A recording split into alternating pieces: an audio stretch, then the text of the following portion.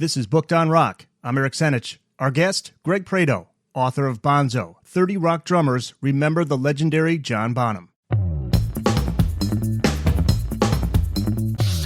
Few rock drummers remain as universally praised as Led Zeppelin's John Bonham. Listen to any Zeppelin album, and you'll hear a virtual showcase on expert rock drumming, while never getting in the way of the group's other members and their contributions.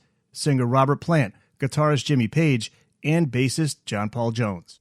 But sadly, one of rock's all-time greats died tragically young. He was only 32 years old, resulting in the end of one of rock's most celebrated bands. To mark 40 years since his passing, Bonzo, 30 Rock Drummers Remember the Legendary John Bonham, has been assembled, comprised of interviews with some of the top drummers of rock, including Kenny Aronoff, Mike Portnoy, John Dolmayan, Brian Tichy, Steve Gorman, among others, discussing what made Bonham such a special and unforgettable drummer. To hear the songs discussed in this episode, check out the show notes page. Now, let's talk to author Greg Prato. Greg, how you doing? Pretty good. How's it going, Eric? That's great to talk to you again. I'm doing good amidst this COVID. We're starting to kind of wind it down. So, you've been taking advantage of the COVID time, doing a lot of writing. Yeah, not only writing, but I've been making audio books of the majority of my books. So, for instance, this book Bonzo, besides it being a paperback and also Kindle, it is also a audio version as well. That's great. I did get a chance to listen to your Blind Melon book on audio, and you did a great job. Yes, the book A Devil on One Shoulder, exactly. Yeah, it's a lot of work putting time in to do those reads. It is. Yeah, it took a while for me to kind of get the hang of it, but if you're familiar with GarageBand, it just takes a little while to kind of get the hang of it. So I've been off and running. I have definitely over 10 books of mine that I've done as audiobooks, with a few more coming. That's cool. Do you plan on doing all of them on audio or just certain ones? All the ones that I have that I put out myself, because I fully own the publishing rights to those. Whereas some of my past books, like I did the book Shredders about all the 80s like heavy metal guitarists, that was through Jawbone Press, and also the Kiss book Take It Off. That was through Jawbone Press, and also one of my first books called Grunge is Dead. That was through ECW. So I don't fully own those rights, so I would have to go through the actual publisher. But since I fully own these rights, I could just put it out. That's cool. I have a shredder here. I'd love to talk about that one in the future too. Just for those listeners who have just started listening to this brand new podcast, tell us a little bit about yourself, where you're from, what got you into rock and roll, and what got you into writing about rock and roll, because you've got how many books now? Oh, to be honest with you, I've lost track, but it's definitely in the 20s now. Yeah, it's a lot. Yeah, it is a lot. Yeah, I've been writing books since, let me think, the Shannon Hoon book, A Devil on One Shoulder and An Angel on the Other. That came out, I believe, in 2008. I believe that's when it came out. And since then I've been putting out books regularly. I'm from Long Island, New York, and I'm a longtime New York Islanders fan. Yes, we work this interview around the Islanders too. It's true, because the Islanders playoffs are about to start. Exactly. And then also I've been, I also write for websites. I write for Song Facts. I write for GuitarWorld.com. I write for Vintage Guitar Magazine. I've been writing for places since about the late 90s. So, yeah, I'm just lucky, because this is, I've been a fan of music for as long as I can remember. And, I guess most people, I got into music through Kiss. That was one of my first bands. And through that, then got into Queen. And then your very beloved Van Halen was also an early band that I really enjoyed and still enjoy a lot. Cool. And when did you become a Zeppelin fan? I first heard about Zeppelin. I learned a lot about bands that I love through. I have a uncle who's about 15 years older than me. So when I was in grade school, I'd go through his record collection and I would discover bands like the Ramones, the Pretenders, and he had a lot of Stones and also a lot of Zeppelin. And just the record covers really kind of intrigued me. And then I believe it was around 84 was when I got Zeppelin 4. And then it wasn't until about a year later that I got into Zeppelin 2 and all those albums. And that's when Led Zeppelin became one of my favorite bands. Yeah. And so now you have this book, 30 Rock Drummers Remember the Legendary John Bonham. You write, what set him apart from the rest of the pack, past and present, was his powerful yet very human sounding approach. In other words, no click tracks. right away in this book, you talk to Kenny Aronoff, and he talks about the feel to Bonham's playing. Aronoff, by the way, he's played with everybody. I mean, he's I guess what could we say he's most famous for? Which artist would he be most connected to? Yeah, I mean, the ones that come to mind concerning Kenny are, number one is definitely John Cougar Melon. Right. That was the first time that was the first time I ever even saw him, was in the video for Hurt So Good. He's in that. So it was through that. But then now he's been John Fogerty's longtime drummer. He also played with Smashing Pumpkins for a while in the 90s. And I saw him about 2 or 3 years ago. He played with Joe Satriani and also Doug Pinnick from the band King's X as part of the Experience Hendrix tour. And they did an all Hendrix set. And I was absolutely blown away because it just so happens Kenny was playing it in a very John Bonham-esque manner. It was very powerful and thunderous, which is not what Mitch Mitchell played like. Mitch Mitchell was more of like a jazzy type drummer. Yeah, he's really, really underrated. He just doesn't get the credit that he deserves, but maybe he wants it that way. Maybe he's happy that way. But regardless, right. he's badass. And he said Cashmere is the perfect example. He said the perfect Zeppelin song is Cashmere. That's the most epic drum part. It's so hard to reproduce that because you have to be playing it in that band with everybody else playing their parts and laying it down exactly the way they did. It's a huge feel factor. So a lot of these guys talk about that with Bonham, the feel. There's something about Bonham that you just cannot duplicate, replicate. Right. I mean, that's the thing. I mean, all the bands that I am the biggest fan of, whether it be Zeppelin or whether it be Kiss or Queen or Van Halen, I always, and then also, of course, all the great grunge bands like Pearl Jam, Nirvana, and Soundgarden. The thing I loved about all those bands is early on, especially, it was the sound of a real live sounding band, meaning that it's not really played with like a lot of click tracks, and it's really just the sound of the room kind of just reverberating a lot, especially with those early Zeppelin albums. I mean, that first, the very first Van Halen album, that's just like it sounds like they just set up a mic inside of like a small LA club and just let them play their set. And that's why I think those albums are just so timeless, is it really just has a great live feel, and it's also very raw. There was such a human feel with the Zeppelin albums and also the very early Van Halen albums. That's the thing that I think gets lost, is that a lot of, I mean, especially now with like what's considered mainstream rock, it's all with click tracks. It's all automated. It's all fine tuned, so whereas like those first few Zeppelin, well, actually all the Zeppelin albums, there aren't any click tracks. I don't think there's a lot of drum overdubs, and that's what makes it so special. Yeah, there's a great series of videos this guy does. I'm trying to remember his name. Posted something to the Van Halen news desk he did on Running with the Devil, and how he took it and made it perfect as far as the beat, the beats per minute.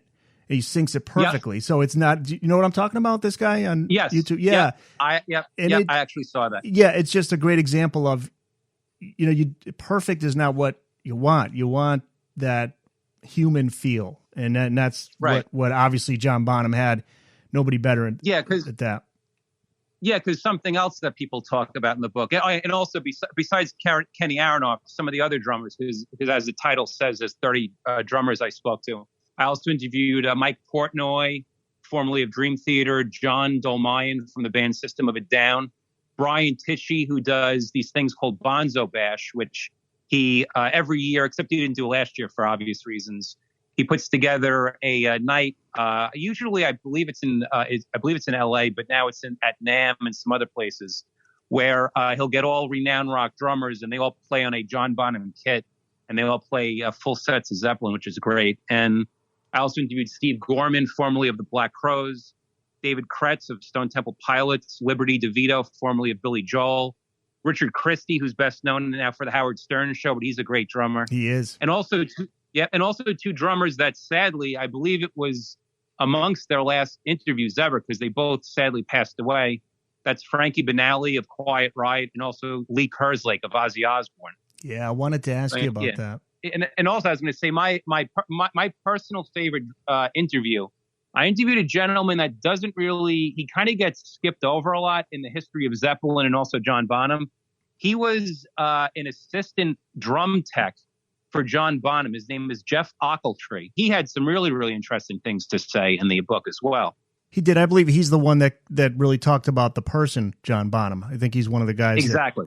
Which, you really get a nice collection of opinions and people that knew John Bonham, people that didn't, that just were amazed at his skills, people that break down his technical abilities. And you get drummers that speak from a fan's perspective while also breaking down the technical aspect of Bonzo's approach, how he balanced his kit, his approach to playing. Aronoff brought up Moby Dick, something that I would never have picked up on. He said, if you listen to him play the drum solo Moby Dick, he's emulating what jazz drummer Max Roach did on a song called The Drum Also Waltzes. He was doing jazz stuff in the rock setting. And I listened to that track, and sure enough, there it is. You can hear Moby Dick in that song. Yeah, because I pretty much, like, as jazz goes, like, I know, like, all the greats, like, Miles Davis, but once I heard that, I also went back and I checked that out. Yeah, and I was blown away that there is definitely a very big similarity between that. And also, I was going to say something else. We were talking about the feel of John Bonham. The thing that also people talk about in the book that I didn't really notice, but then when I heard this, I went back and I listened, and I can definitely hear this now, is he played behind the beat. And you can listen to it that Jimmy Page is often, it's almost like he's trying to speed up, but it's like John Bonham, he's like trying to reel Jimmy Page in.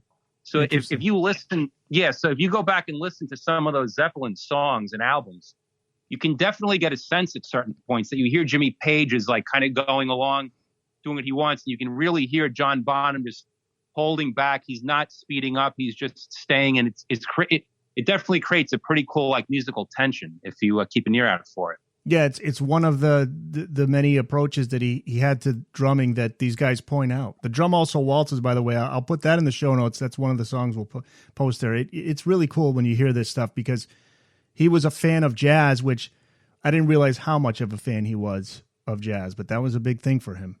Right, jazz, and also he was a very big fan of funk as well. There's a drummer named Alphonse Muzon. Yeah, he was a very, very big fan of as well. And I believe he appreciated Billy Cobham, but he wasn't necessarily influenced by Billy Cobham. Yeah, Muzon, jazz fusion. No, yes. That's what's cool about when you find out about all these great classic rock artists, you learn about the ones who inspired these classic rock artists. And so you just start to discover these artists that you may never have heard or just heard a little bit of here and there. And that's the beautiful thing about the classic rock era, mid 60s to mid 90s. You can trace them back. It's like a line just traces all the way back to sometimes classical music. Yep. And also Bonham was influenced a lot by funk drummers such as like James Brown's drummers. And we talked a little bit about the jazz drummers. He was influenced by Buddy Rich and also Gene Krupa. When did that interview take place with Frankie Banali of Quiet Riot, the late, great Frankie Banali? Because he passed in August of 2020. Yeah, it was the previous year before he passed away. So it was probably about 6 or 7 months before, I would think, something like that. Yeah. Quiet Riot was the first band to have a heavy metal album #1. That's a huge album. Yeah. They were the first. And also, I once interviewed Frankie for the website Songfacts, and he had a very interesting claim that he claims he came up with the opening drum fill of the Ozzy Osbourne song Over the Mountain. Did you ever hear that? Oh, no, I didn't know that. I know the opening. Yeah, Frankie claimed that when Randy Rhoads first hooked up with Ozzy, the plan was that the lineup was going to be Ozzy, Frankie Banali on drums, Randy Rhoads on guitar, and Dana Strum on bass. And then I think Ozzy wound up relocating to England because they were based at that point in LA, I guess. Yeah. They relocated to England and they only had enough to bring one guy over with Ozzy. So that was just Randy Rhoads. And then that's when they got Bob Daisley and also Lee Kerslake because they were both based in the UK. And Frankie Banali says he came up with that opening drum part? Yes. Frankie Banali says that he came up with that. You know what? Actually, if you give me a second, I can look this up and I could read you his exact quote. Hang on a second. Yeah, that's interesting. That because the Ozzy and Quiet Riot worlds intertwined because of Randy Rhoads. Yes, who was in Quiet Riot. Well, you know what you could do too is you could just go to Songfacts and just look up Frankie Banali, and you could look it up that way as well. I got it right here. I got the computer out. Frankie Banali, song facts. All right, here we go. So you asked him, is it true that it was you who came up with the opening drum pattern, later performed by Lee Kerslake, but credited to Tommy Aldridge on the Ozzy Osbourne song Over the Mountain? And his answer is yes. Having to hustle as many gigs as I could and as many sessions as I could just to meet my monthly rent while all my other friends were still couch surfing. Get a call one morning from Randy Rhoads. Frankie, do you want to play with Ozzy? And I said, the guy from Black Sabbath? He says, yeah. I go, okay, I have my drums, but I don't have a car. So he borrowed a car that was big enough, came and picked me up, went down to rehearsals. Okay, went to rehearsal studio called Mars on Melrose and Western. We rehearsed for about a week. Interesting. It was great to play with Randy. And the bass player, oddly enough, was Dana Strum, who eventually became the bass player in the Vinnie Vincent Invasion and then Slaughter. Ozzy was quiet, sat down on a piano bench with a little ghetto blaster, and he was recording essentially everything we were doing that ended up becoming Over the Mountain, which at that time wasn't really fleshed out. A lot of those parts were guitar parts that Randy brought in from older Quiet Riot songs from the 75 to 79 period, which a lot of people don't even know that there was a Quiet Riot, long before the hits. They were banging it out in clubs on the Sunset Strip, right? Yep. I guess so. He's saying that he banged out that drum opening right there while they were rehearsing. Because then he goes on to say his quote is that triplet thing is something that I was doing at every session because I figured if it ever comes out, I'm finally going to get it on a record because I really enjoyed it. It's derivative of the John Bonham triplet. John Bonham is one of my favorite drummers, so that's how that came about.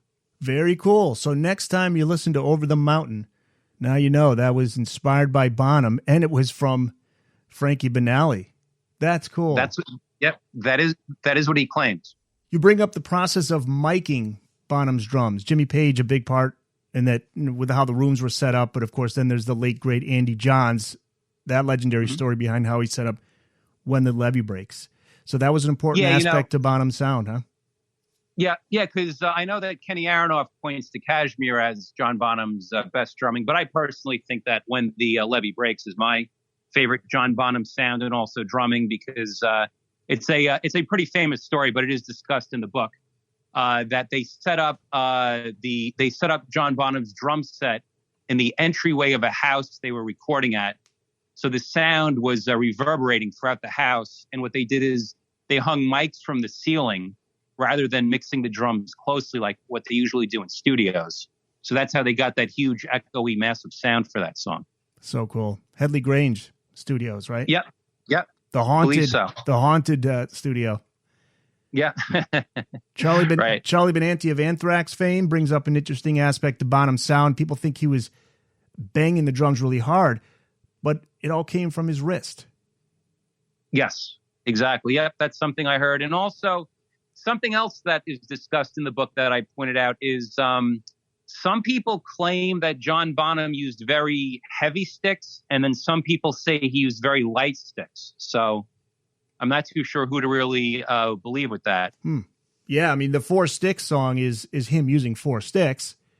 Exactly. He's using 2 sticks in each hand. Yep, exactly. Yeah, to bulk up the sound. But then what's interesting is I know, for instance, like Robert Plant has said that Bonham got all his power from his wrists. But then Jason Bonham, John Bonham's son, was on the Howard Stern show a few years back, and he was being interviewed. And he said something interesting, which kind of negated what Robert Plant said. He said if you go back and watch the footage of Led Zeppelin live from the Royal Albert Hall in 1970, John Bonham is holding the sticks up very high. And if you go back and watch it, he is. So if he's holding it up high, he's not – I don't think you can get that much power from your wrists if you're holding the sticks up that high, you know? Yeah.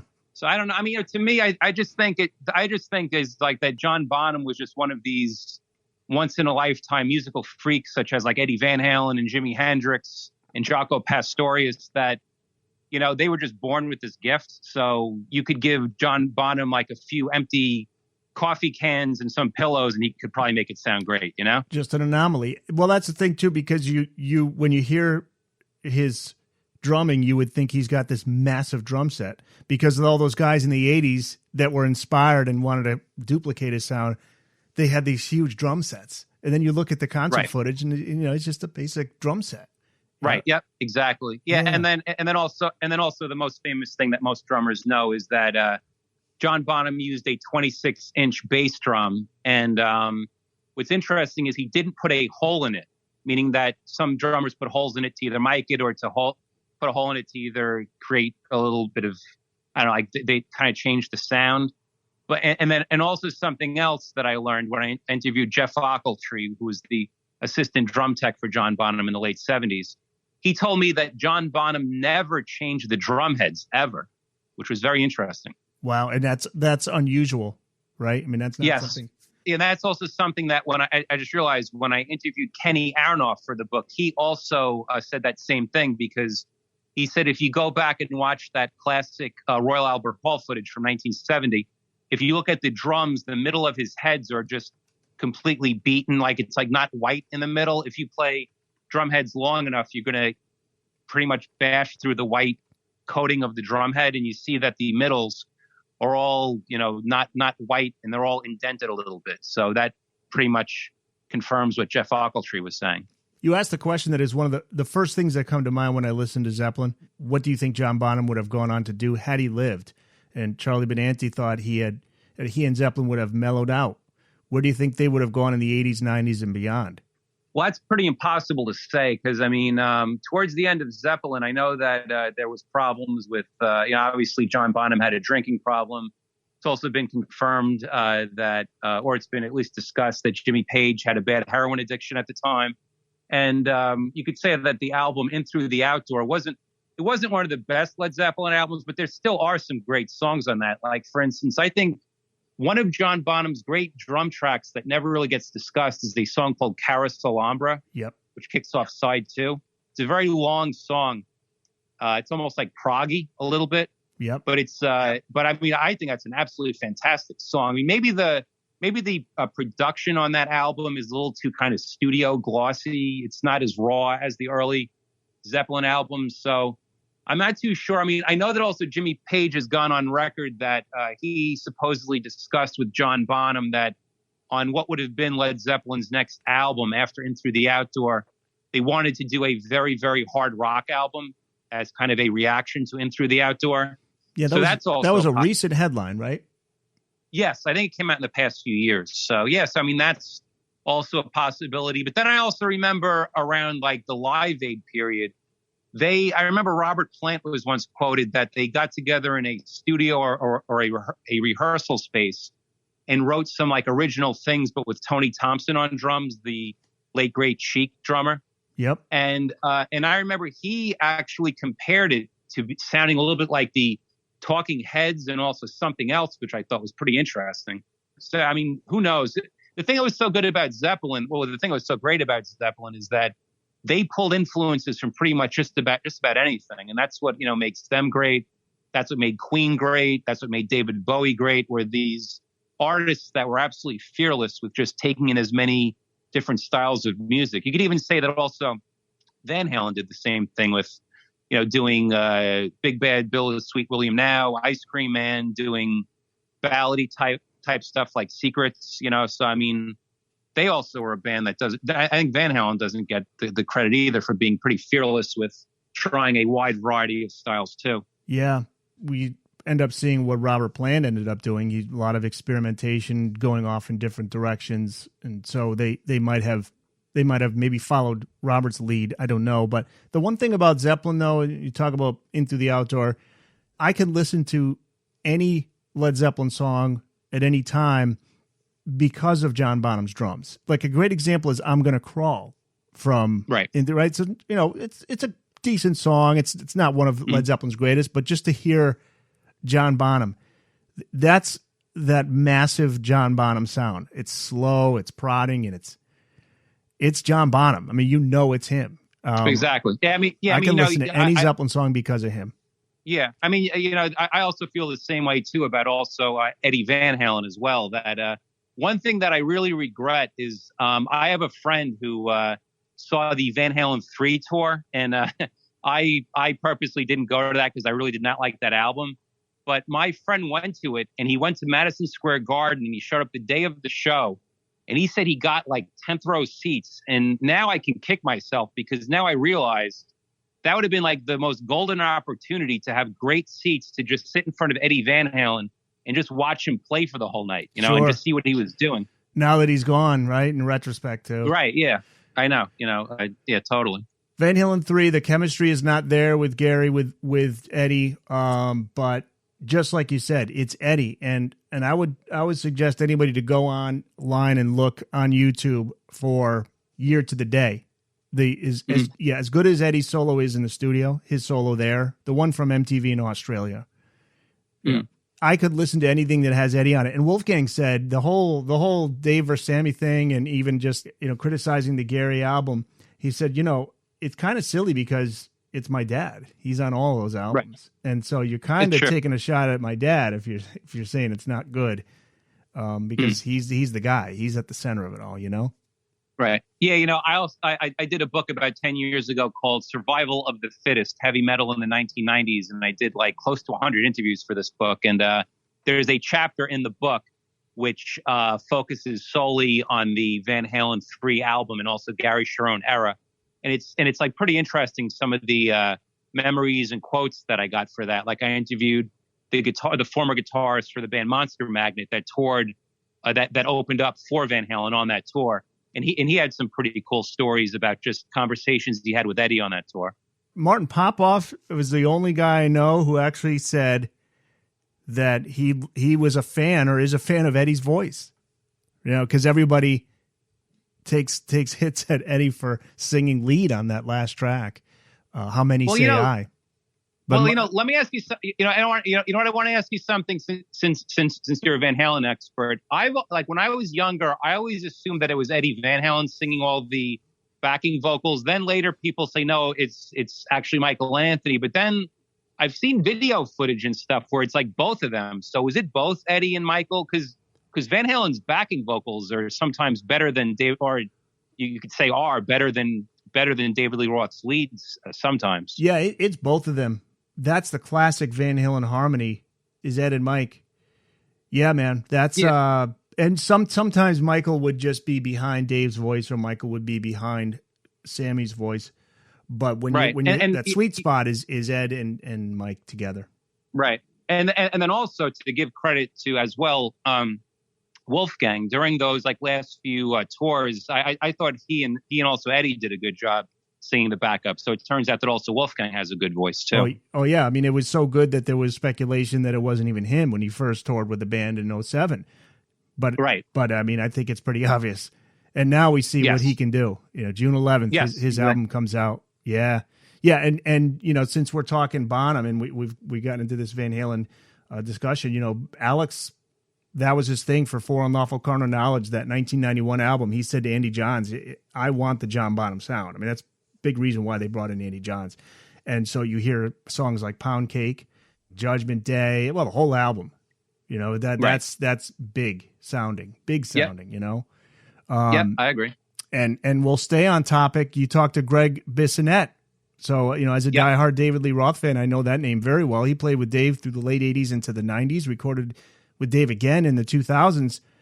He's on the songs that Dave recorded with John 5 that we hope to eventually hear. He said Bonham was a huge influence, and Greg did his best Bonham, I would say, on 1991's A Little Ain't Enough. That's the Roth album produced by Bob Rock. Big sound on that album.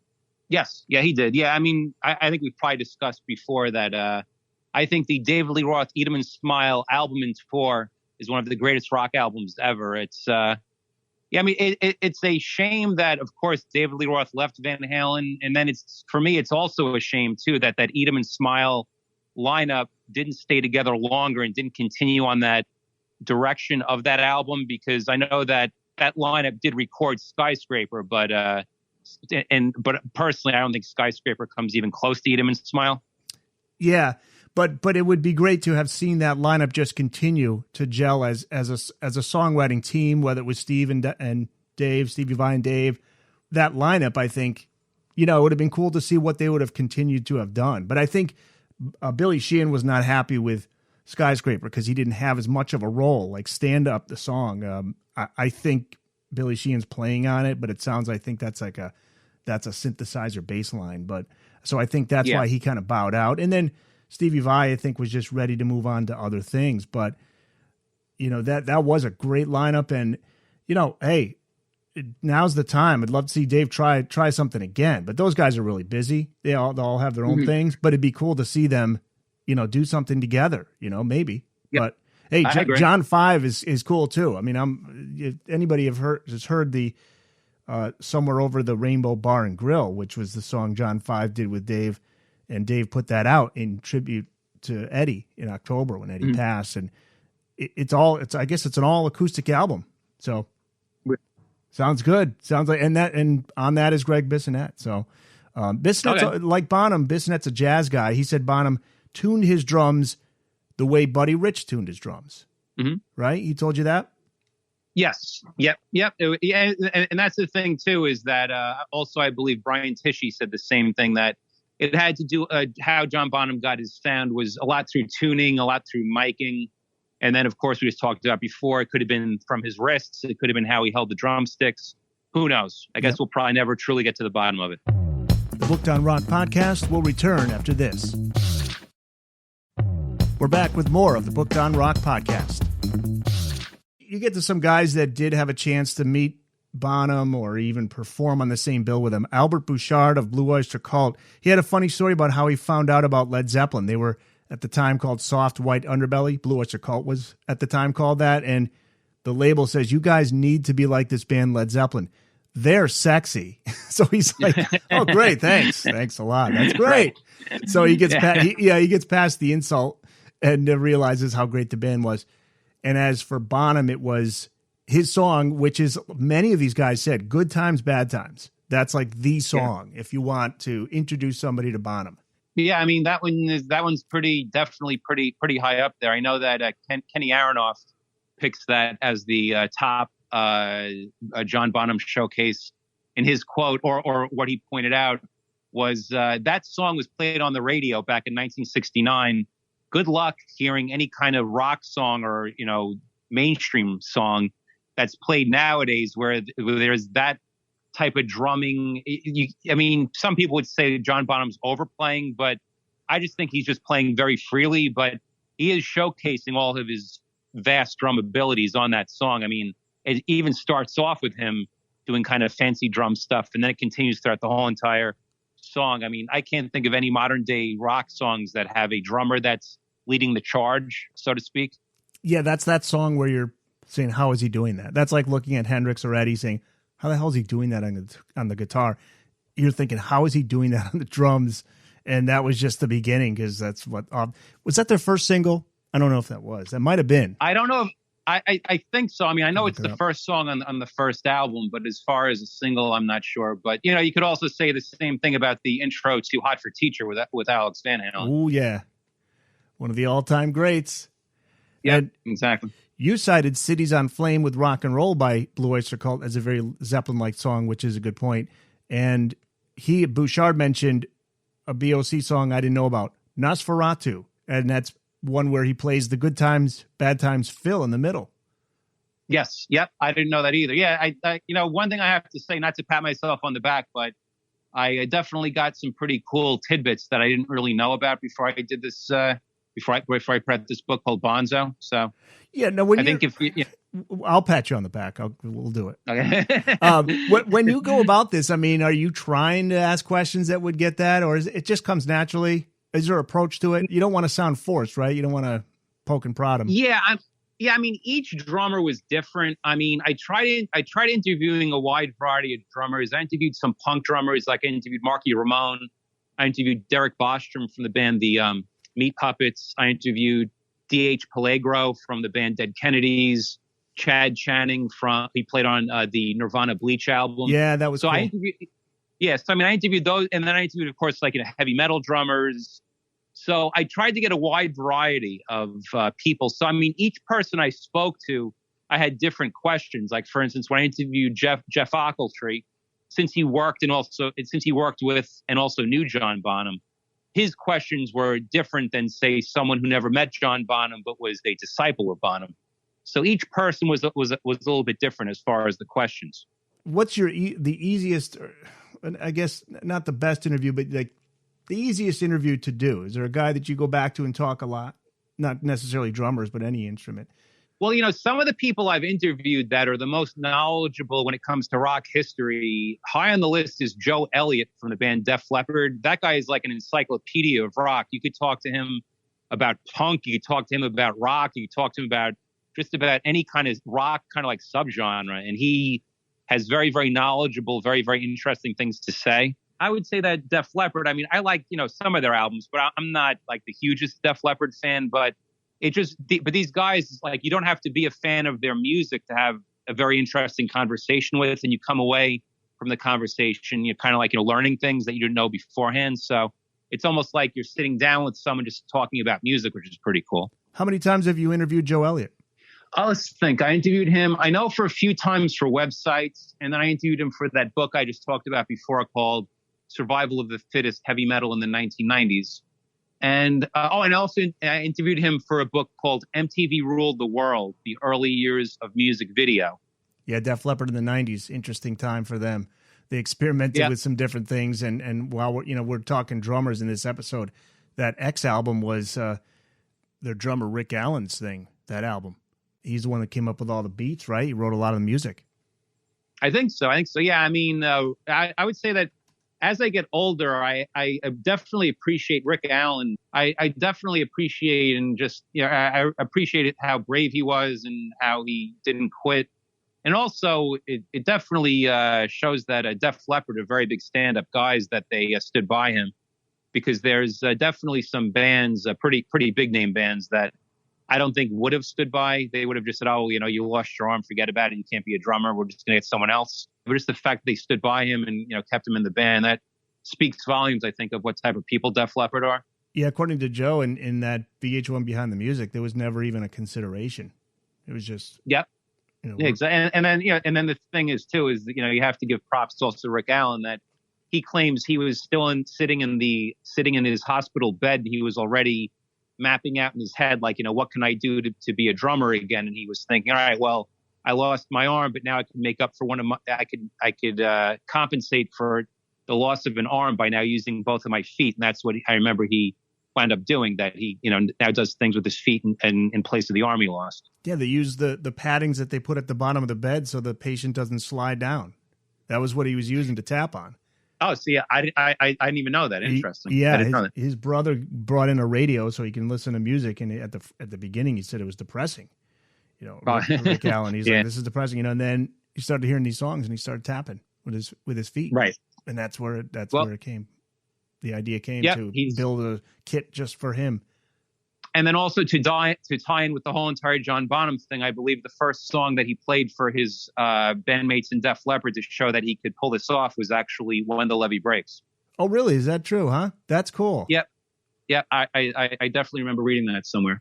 Well, that brings us right back to our main topic, John Bonham. Pretty much across the board, these guys all agree Bonham is the greatest rock drummer of all time. I mean, pretty much all of the 30 guys you talk to. There's maybe a few that would say, well, maybe he's up there, right? Him and Ringo. Yes, him and Ringo, definitely a lot of people mention. Also, people mention, or they at least give this drummer credit for being an inspiration to pick up the drumsticks, and that's Peter Criss of Kiss.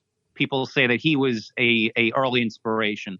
But yeah, I mean, as far as someone that is the quote-unquote Eddie Van Halen of drums, you could definitely say John Bonham. But my personal pick, I mean, of course, I'm probably going to go with John Bonham as number one, but a drummer that is one of my favorites that never really gets the props I think that he deserves is Stewart Copeland of the Police. Oh, yeah, absolutely. I think he's absolutely phenomenal. Very, very original. Very, very original style. Plays polyrhythms. He was able to play such wild. I mean, the thing is, I said something earlier that Kenny Aronoff said at the beginning of Good Times, Bad Times. John Bonham is playing pretty much lead drums, and like, good luck trying to get that on radio now. Think of what Stewart Copeland was able to pull off with the Police, doing pop songs with his intricate drum parts. That was crazy if you think about it. That is another band where every Police song I can listen to, whether it's a hit, not a hit, even if it's just an okay song, with him on the track, I can listen to it anytime, anywhere. And all those albums were produced so well. And then Stewart he formed that band with Les Claypool and Trey Anastasio. Yeah, that was That was a band called Oysterhead. Yeah. Yeah.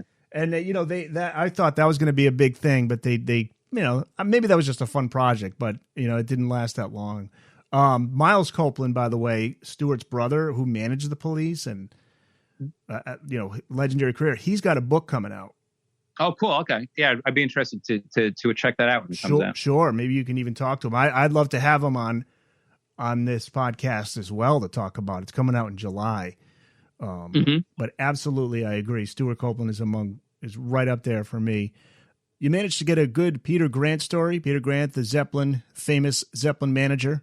In your book, this is from Don Brewer of Grand Funk Railroad when they opened for Zeppelin, October 18th, 1969 in Detroit. Grand Funk got the crowd too fired up, at least for an opening act. Can you tell this story? Well, what's interesting is that story, and there's also a pretty interesting story that the drummer, or the original drummer from the Alice Cooper band, tells as well. As far as the Grand Funk story, that Grand Funk and also Zeppelin were supposed to do I believe it was like a co-bill tour. And at the first show, Grand Funk got the crowd a little too excited. So I believe they cut the power and then they were pretty much booted off the tour. So because I think at the time Zeppelin and also Grand Funk shared the same booking agency. So they figured that they'd be able to, kind of kill two birds with one stone, or they would be able to help both acts out. And it wound up backfiring because I guess management didn't really get along, and that only lasted for one show. Peter Grant, and then former wrestler, yes, yep, big dude, yeah, right, yeah, yeah. He also prevented Brewer exactly. from getting to meet John Bonham. Yep, that's included in the book. And then also in the book, I interviewed Neil Smith, the original drummer for the Alice Cooper band. He talks about how there's like a rumor that circulates that Zeppelin and also Alice Cooper played a long set, like a multi-night stand at the Whiskey A Go-Go, I believe in January of 1969. And he said that's actually false. It was just one show because all of Zeppelin came down with the flu after that one show. And it was just after that show, then Alice Cooper just headlined all those shows. So those are two early instances of bands coming close to playing multiple nights with Zeppelin, but it kind of not happening. And, and also one thing I wanted to point out, the whole reason why I did this book is it came out last year in late August, because September of last year was 40 years since John Bonham's passing. But also beyond that, just as a fan, like I would read books like Hammer of the Gods, and I would hear all these stories, and it always painted John Bonham out. It didn't show him in the best light. It didn't paint a very good picture of him. So with this book, I really just wanted to focus on the music aspect and like a little bit of him as a person. But there aren't, honestly, not to give it away too much, but there really are no like wild sex, drugs, and rock and roll tales in this book. It's really about the music. I mean, there are people that talk about his personality, and it's not that people just kiss his ass and say, oh, he was a saint. People pretty much confirm like, yeah, when he wasn't drinking, he was like a nice guy you could have a conversation with. When he was drunk or high, you just didn't want to be around him because he was very unpredictable and also very, very volatile. So that is confirmed, but it's not like that. There's stories about mud sharks and stuff in this book is what I'm trying to say. Yeah, you really focus on John Bonham, the musician, and what he contributed to not only Led Zeppelin, but just obviously to the future of rock and roll, all these drummers that love him. Ghost notes, that's one interesting thing. For those who aren't drummers, they talk about ghost notes in this book. A lot of these drummers, I believe, soft notes or taps on the drums in between a beat. Yes, that's. Yeah, I think that's probably the easiest way to describe to someone who's not that familiar with it. But yeah, John Bonham, it definitely helped popularize that. I know when I interviewed Eric Kretz from the band Stone Temple Pilots, he mentions that. In fact, he said, I believe he was once recording something, and I take it back. It was actually Greg Bissonette who said this. He said he was recording an album. It may have been the Little Ain't Enough album. I'm not 100% sure, but he was playing all his stuff, and the producer had him come in and said, like, listen to what you're playing, and it was all these extra kind of ghost notes and stuff, and then he had to just cut it out because he was playing all these and he didn't even realize he was doing that. And that's a direct, that was direct from John Bonham's drumming style. Richard Christie, the aforementioned Richard Christie, from the bands Death and Charred Walls of the Damned. Of course, in the Howard Stern show, as you mentioned, we know him from there. He's also a really good drummer. He said Zeppelin 4 was a huge influence. He breaks down the song Rock and Roll, and this is where we get to the ghost notes. He remembers never being able to figure out what Bonham was doing. And Richard said he always played it wrong. He played it as hitting the hi-hat and the snare drum with the snare hitting on the main downbeats. But if you listen closely, Bonham's doing ghost notes on the snare as well. So he's almost doing a blast beat. And he said, I would consider the intro to rock and roll one of the first blast beats. And that's a hard intro to play, even to this day, to play ghost notes that fast in between the downbeat on the snare while playing the hi-hat at the same time.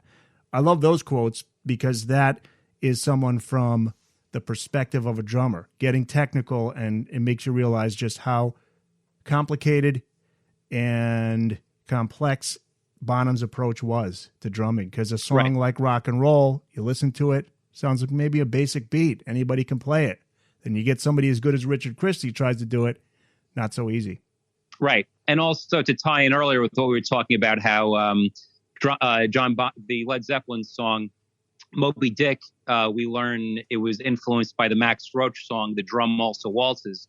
When it comes to the song Rock and Roll, that opening drum thing that John Bonham does, that was influenced by the Little Richard song, Keep on Knocking, But You Can't Come In. Yeah. Yeah, so if you go back and you compare those two songs, you'll definitely hear a similarity between the two. And that was just a fun jam in the studio, from what I recall reading. He was just having fun playing that beat. And then I think Page just stepped in, and they all just joined in. I think John Paul Jones may have been there too, but I know Jimmy Page just said, okay, let's roll with this. Keep the tape rolling. Which, again, speaks to that chemistry of Zeppelin, just to be able to do something just right there on the fly. Yeah, I mean, it wouldn't surprise me if actually many of the early Led Zeppelin songs were written by just them jamming in a room and just coming up with something and then just continuing on with that. Yeah. Richard Christie said if Bonham would have lived, Zeppelin would be touring just like the Stones and the Who, which I agree. His death is the only reason Robert Plant wouldn't continue with Zeppelin. If he were still alive, I could see Robert doing solo and Zeppelin like a Phil Collins with Genesis and solo. Yeah, sure. Yeah, I mean, why not? Because, I mean, Jimmy Page, Robert Plant, and also John Paul Jones are all still alive. They're all, in good health. They're all doing music. I know that Jimmy Page hasn't put out anything in a while, though he's threatening that he has music, but hasn't put out anything. But Robert Plant and also John Paul Jones are still active as far as doing music. So, yeah, why not? I mean, but then the thing, though, is with drummers, I mean, that's playing I don't know if at 73 years old, you'd still be able to be playing, like the heavy John Bonham style that like we all know and love. Maybe he would have been able to reintroduce himself. I don't know. Who knows? Yeah, I think drumming, would that be the most demanding instrument of them all? I don't know. Singers, their voice, the voice takes a beating over the years. But as a drummer, God, you think about, look at, poor Phil Collins, man. The guy can't drum at all anymore. Right. Or you could say that, or also Neil Peart from Rush, just said that, I just can't do it anymore. And then that was it for Rush with touring. Right. He said that's why he wanted, the Rush didn't continue, not because he passed away. He was talking about, I don't want people to go out and pay good money to see me, even 95% of what at my peak was. Right. Liberty DeVito from Billy Joel's band, yet another who says Good Times, Bad Times was a huge influence, and another for him was Fool in the Rain. That shows Bonham's R&B influence. Like we were talking about before, John Bonham's influence is really, really like ran the gamut from early rock and roll, like we talked about the Little Richard song, Keep on Knocking, But You Can't Come In. Then also James Brown's drummers, also Alphonse Muzon, the jazz people like Buddy Rich and also Gene Krupa. So yeah, and then you could say that as a result, John Bonham mixed that all up and then invented heavy metal drumming. So you could also make that comparison. I think it's probably still on YouTube, just the isolated drum track on Fool in the Rain. Have you heard that on YouTube? Yes, I have. Yeah. Yeah. I mean, it's similar to the isolated Van Halen things. Like I can listen to the isolated Unchained track pretty much the whole day. And I could definitely do the same with hearing the isolated John Bonham drum tracks. And Keith Moon, too. Sometimes when they break down those things. Or they do that with John Entwistle, and you're hearing things that you're not going to hear with the rest of the instruments. It's so cool. And then also, is one of my favorite isolated things was it was an isolated track of the song Under Pressure, and it's just David Bowie and Freddie Mercury's vocals, and that's probably one of my favorite isolated track type songs that you could hear on YouTube. I got to check that out. Yeah, it's absolutely mind-blowing. Liberty confirmed that Billy Joel's a big fan of Zeppelin because Billy's played Zeppelin songs live from time to time. In fact, I have a friend who was just telling me he remembers seeing Billy play some Zeppelin songs live. Yes. You mentioned the System of a Down drummer. John Dolmayan, you said it's pronounced, right? Yes. So he says the part he picked up on most from Bonham was his ability to play behind the beat, which is what you were talking about. So that means basically you're hitting the notes a little bit early, like microseconds early, just to make that groove groovier. Yeah, I mean, what you could think of too is there was a famous saying concerning Led Zeppelin, and I think there was a fanzine. I think it's still around. It's called Tight But Loose. And I've heard people describe that as a description of Led Zeppelin's music. And you could also definitely say that sums up John Bonham's drumming, that it's not precise on the beat. It's totally just getting a feel, kind of just feeling it out, grooving along. And if it slows a little bit, so be it. As long as it's not like a complete mistake and it slows down to like way, way slow, but just kind of like letting it I would say that a natural sound was really the key, and just kind of letting things happen naturally. Speaking of letting things happen naturally, Roger Earl of Foghat has a great story hanging out with John Bonham. Takes place in New York. Bonham decided to take a couple of empty Heineken bottles and played a drum solo in the bar. Yeah, and then also I believe it led into also a fist fight with some patrons as well. Yeah. I don't know. I mean, Bonham seemed like a tough dude. I don't know if I'd want to mess with him. Nah, I mean, especially when he was drunk, I wouldn't want to mess with him. Right. Right. Jerry Gaskell of King's X, you mentioned him. He said Bonham's power was in between the notes, in the things that he didn't hit. So he left the space, and that there's a lot of power in space. Yeah, I would say the most obvious example of that is probably the song Black Dog, where it's Robert Plant just singing, and then the whole band just stops, and they come in, and it's, it's like a punch to the face when the band comes in. You got Eric Kretz of the Stone Temple Pilots, who played on the cover of Zeppelin's Dancing Days. They did an acoustic cover, and the STP sound was inspired by the early Zeppelin albums. I think they definitely had that big sound, especially on their first album. The songs like Sex Type Thing and Plush, those are very Bonham-like. If I had to pick one, probably my favorite Zeppelin cover, that Stone Temple Pilots cover of the song called Dancing Days, that's definitely one of my favorites, because what they did is they made it very folky, kind of like a unplugged type sound. And also Scott Weiland does a great job singing it, because he doesn't sing it like Robert Plant. He sings it down a few like octaves. He's not as high singing it, and it's a very laid back kind of feel and groove. So that's a great Zeppelin cover as well. Well, our favorite band, Blind Melon, did a great cover of Out on the Tiles. Exactly. Exactly. Yeah, that they stay true to the Zeppelin version, but they kind of put their own Blind Melon spin on it. But some nice drum work on that one. I actually interviewed Christopher Thorne recently for a project that may be of definitely interest for you. How would you feel about a second book about Blind Melon Shannon Hoon? Oh, get out of here. Are you serious? Coming later this year. What do you think of that? Oh, that's awesome. Are you breaking this on this podcast? Is this breaking news? I am giving you a total exclusive right now. Oh, that's outstanding. Well, you hooked me up. You hooked me up with that interview with Christopher Thorne. He was a really cool guy. You're welcome. He said to me, he goes, Greg knows more about our band than I do. Right. Yeah, because I got to go to him to remind me of some of this stuff that happened. Yeah, because the reason why that just actually reminded me of that is because for this upcoming book I'm doing about Shannon and also Blind Melon, the second book I'm doing about them, we talk about like a lot of the rare Blind Melon songs, and I asked him and also Roger Stevens about the Led Zeppelin cover for the song Out on the Tiles.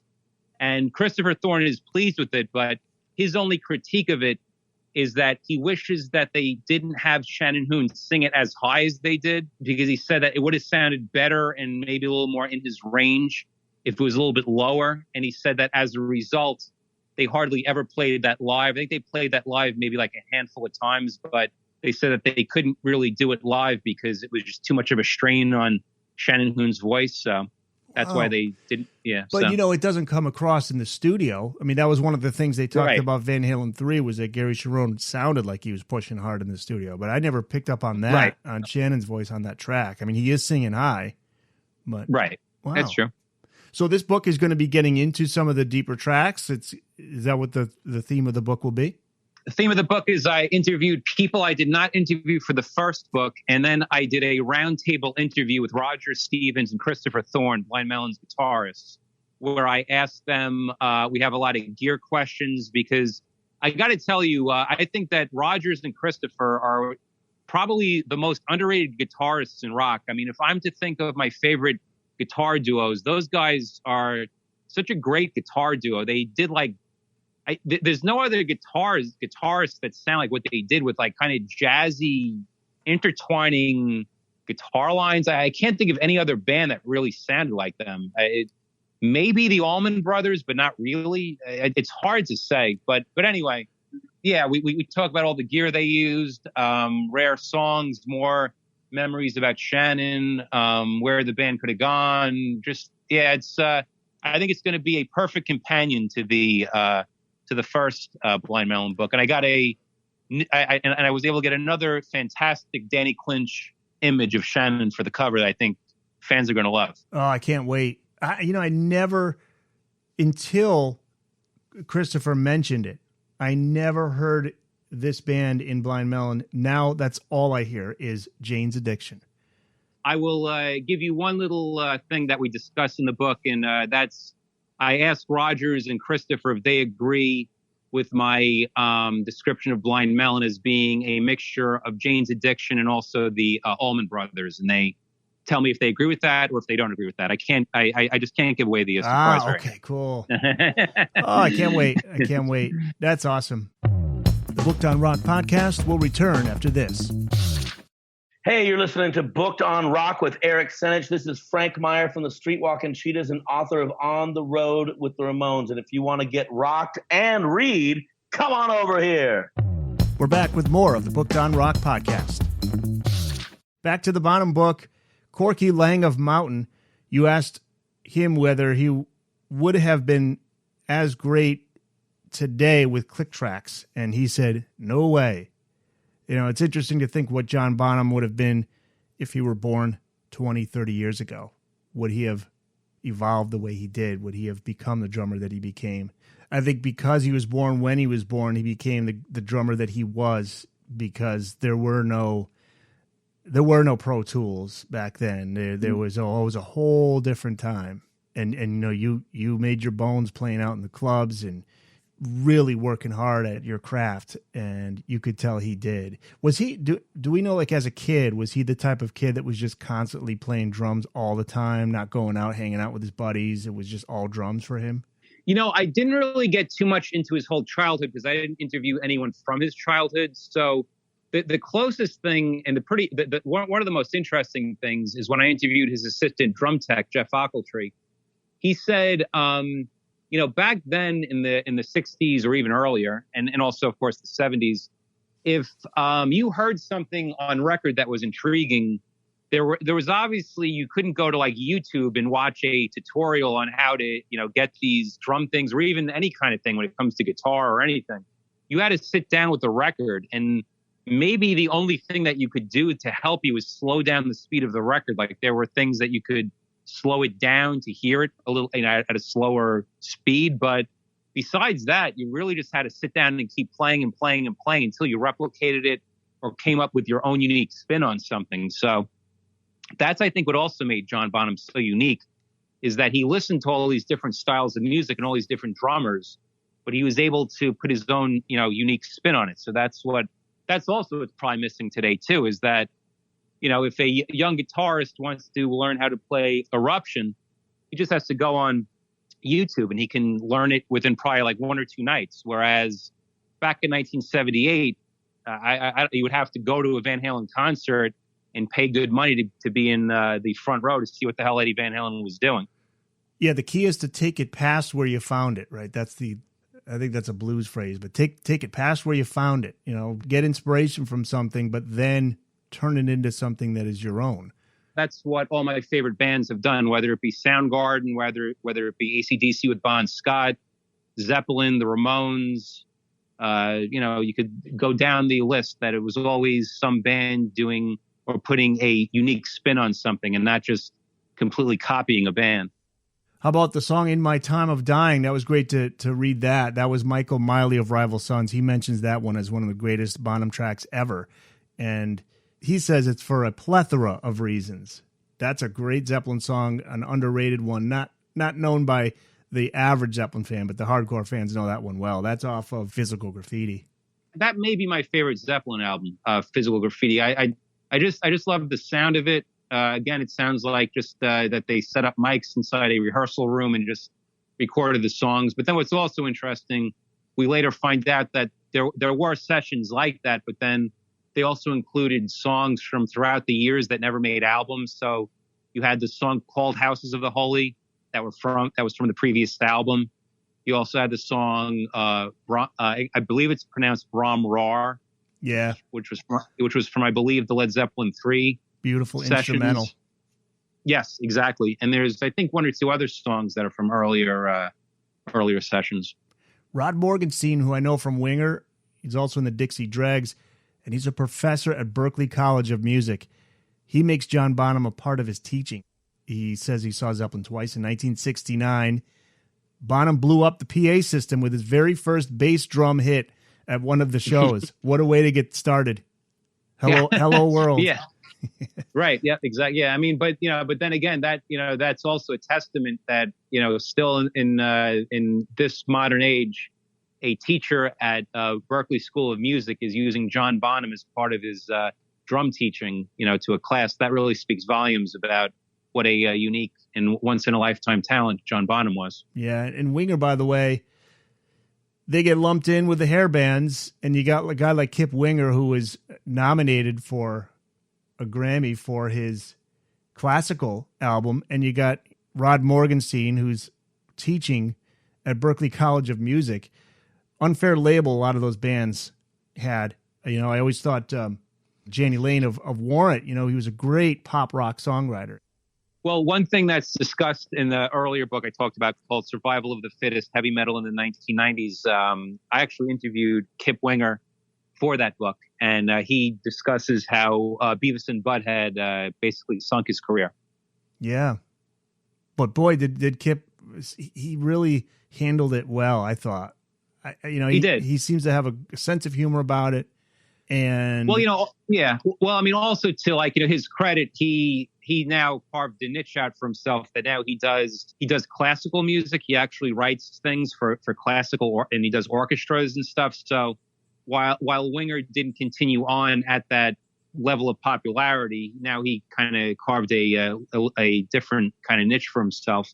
And also Winger does shows still from time to time. They do. And Red Beach, the guitarist, done well. I think he's still in Whitesnake. He kind of goes back and forth between Winger and Whitesnake. So those guys have done well for themselves, and that's great to hear, because that was a fun decade in a lot of those bands.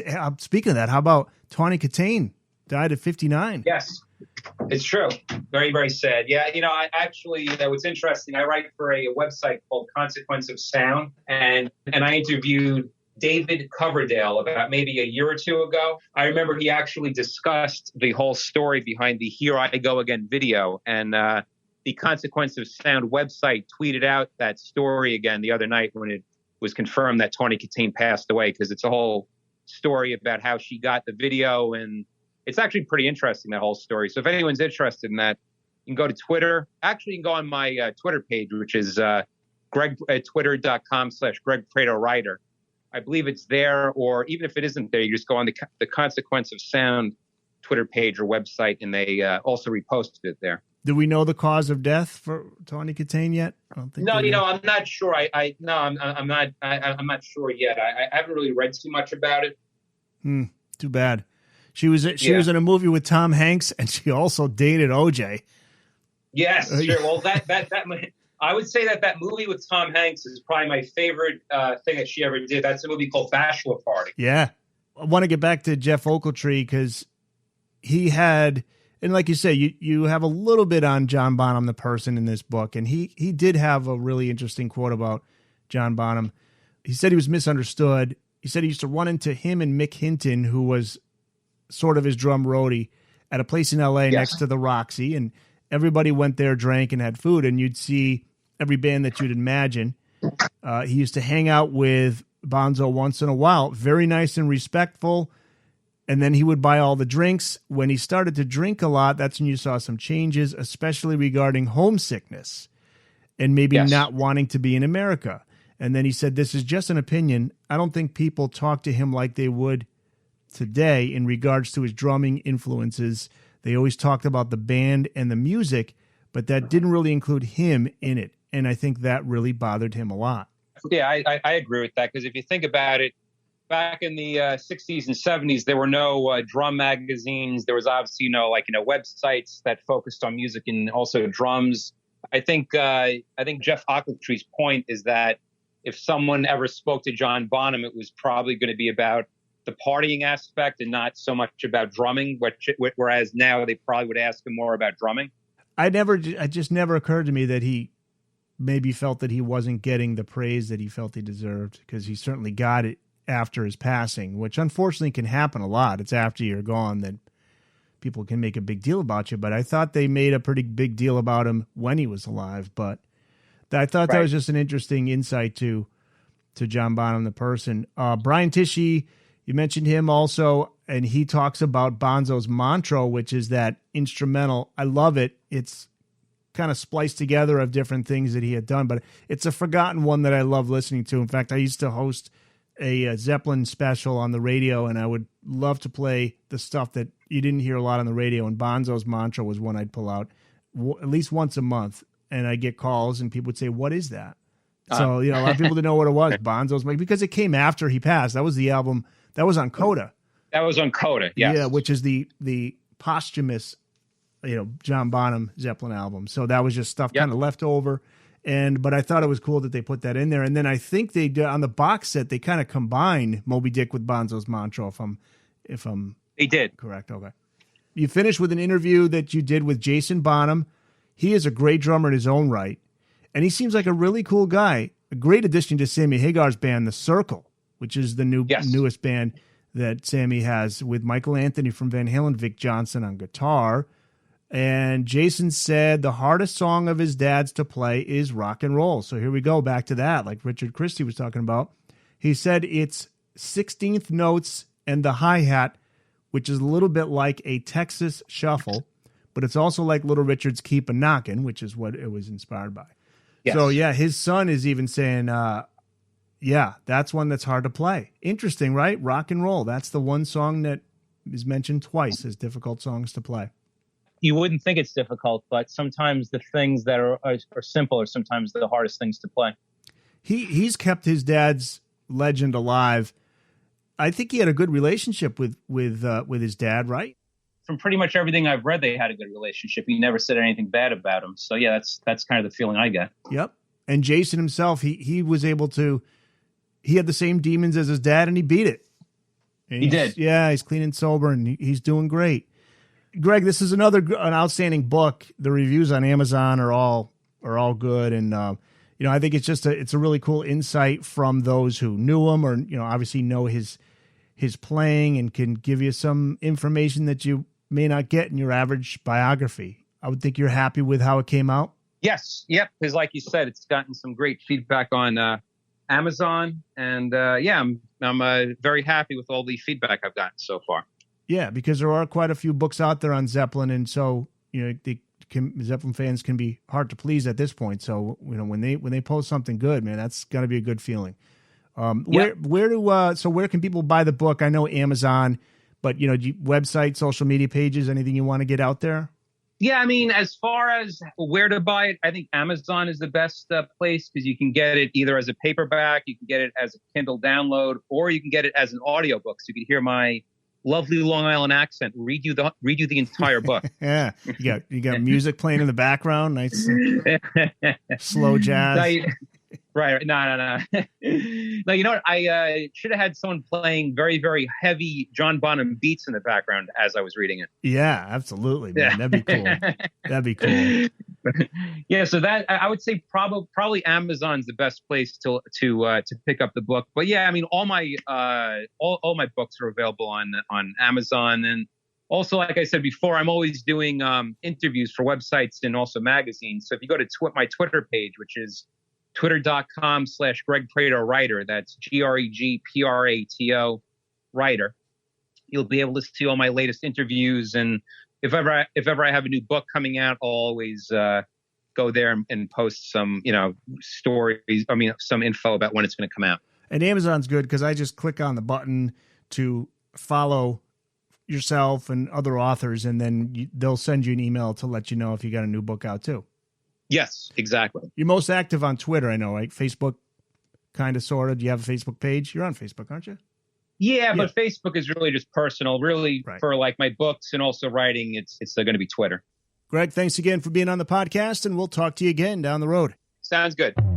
Thanks to Greg Prato for taking us through his book, Bonzo, 30 Rock Drummers Remember the Legendary John Bonham. Be sure to subscribe to Booked on Rock on Spreaker or wherever you listen to your favorite podcasts. You can find us online at bookedonrock.com. On Facebook at facebook.com/bookedonrockpodcast. On Twitter at bookedonrock. The email address is thebookedonrockpodcast@gmail.com. You can also contact us through the website. If you're an author of a book on rock and you want to be on the podcast, just send me an email or contact me through bookedonrock.com. I'm Eric Senich. Look forward to having you back again next time for another episode of Booked on Rock.